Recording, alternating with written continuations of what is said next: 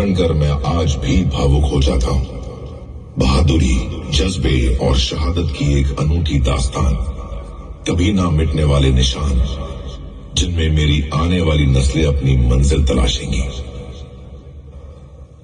Longewala post Jaisalmer Jodhpur के रास्ते में एक अहम संचार केंद्र है।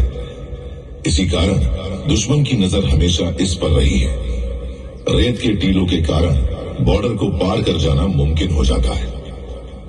दुश्मन के मेरी तरफ बढ़ते इरादों को भांपते हुए और बदलती परिस्थितियों को देखते हुए ब्रिगेडियर R.O. खरबंदा की 45 इन्फेंट्री ब्रिगेड की 23 पंजाब रेजिमेंट जो इस इलाके में मौजूद थी, उनकी अल्फा कंपनी को लोंगेवाला की सुरक्षा की जिम्मेदारी दे दी गई।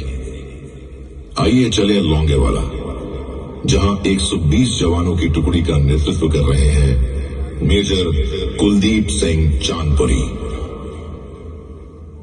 पोस्ट लोंगेवाला 4 दिसंबर 1971 शाम 6 बजे।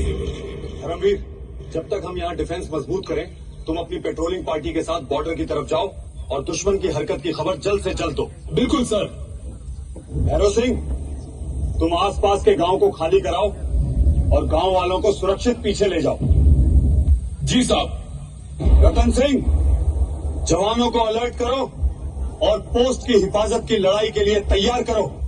5 दिसंबर 1971 की रात 2 बजे दुश्मन की मीडियम गन्स ने पोस्ट पर भारी गोलाबारी शुरू कर दी। अब साफ हो गया था कि दुश्मन का मुख्य हमला लोंगेवाला पोस्ट पर ही होना है। उसी रात पेट्रोल से आई report. Delta to alpha, coming sir. Alpha to delta, this is major Chandpuri here, go ahead. Over. Sir, Pakistan की पूरी टैंक रेजिमेंट बड़ी तादाद में हमारे इलाके में आ चुकी है और अब वो सीधे लोंगेवाला पोस्ट की तरफ बढ़ रहे हैं। ओवर।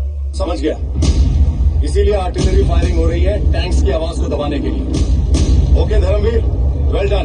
तुम दुश्मन पर नजर रखो और रिपोर्ट देते रहो। Over and out. सिपाही बिशनदास, अपनी टुकड़ी के साथ चारों तरफ एंटी टैंक माइंस बिछा दो।